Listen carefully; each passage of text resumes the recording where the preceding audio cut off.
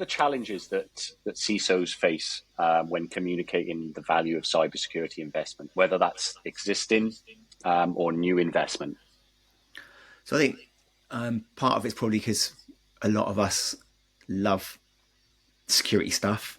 So it's, Yeah. hey, it's very easy to go straight into the, SEAM, SOAR, buzzword. This is awesome. It's automating all the things. It's enabling threat intel and actionable responses and all this kind of automated responses and all this kind of stuff, right? And it's like, they're like, I don't care. And they want to be secure, but it's just like walking into a finance room and having the CFO give you the massive lowdown on, hey, this is really cool. Look at what this spreadsheet does, and look at the regulations. Look at how we're balancing the books. I'm like, what?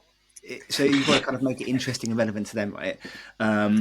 So yeah, that's what. Make sure you turn it into that. And I think another challenge is a good day in security is when nothing bad's happened, right? So some of what we do is, some of it is really being part of the business. So wanting to be a trusted brand, wanting to make sure our partners trust us, wanting to be on the front foot with talking about why you can trust us and how we're secure and resilient and everything else. So you can really be part of the business in that sense.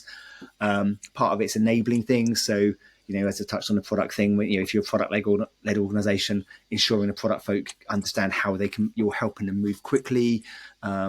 But there is also that aspect of it where, hey, look, we're doing those security monitoring, and we need monitoring capabilities and incident response capabilities. And you have a company on incident response retainer, and right. And it's like, you're hoping you don't need all of that. You're hoping you don't get too many security alerts and too many incidents because the other things in place, but you still need those. So some of it is explaining why some of these things are just there to deal with the bad day, as well as all the things you do to help the business. One example I often think about is, say, denial of service protection, right? So you go and spend £1 million with an Akamai or Prolexic or F5 or whoever, right? And it protects you. So you have a few DDoS incidents and everyone's like, oh, we need to fix DDoS and go off and buy DDoS protection. So we go and spend a huge amount on DDoS protection. 2 years later, you're going to the CFO and the exec and whatever. Oh yeah, we need to spend this £1 million on DDoS protection. And they're like, we haven't had an incident in the last 2 years. Why are we spending this money? And, because you might not even see that many attacks that they're preventing, because once people attack you and they know you've spent all the money on the decent protection, and then you've got the application firewalls to prevent the bits to get through, and so DDoS doesn't really work against you. What's the point?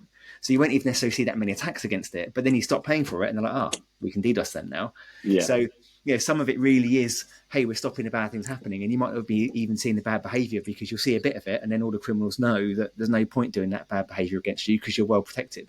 So some of it is kind of explaining that, and I guess understanding the threat landscapes, making sure they're, without using the kind of, the world's ending, there's breaches everywhere, but you can use examples that, hey, you do still see these, even though we don't, because we've got the right protections in place. So yeah, how do you be part of the business to sell security and be really trusted? How do you enable the business in terms of moving fast and securely?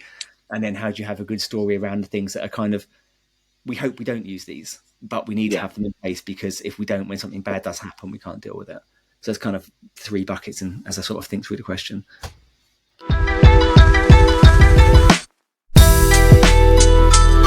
Well, thank you, guys. I really appreciate it. We will get this out to the audience as soon as possible. And this will all go towards our insight report that we are building around risk resilience and reputation, CISO and the board. But a massive thank you to Kevin for joining us and giving his perspective and his experience and knowledge. So I appreciate the time, Kevin. And thank you for Jody for running the session.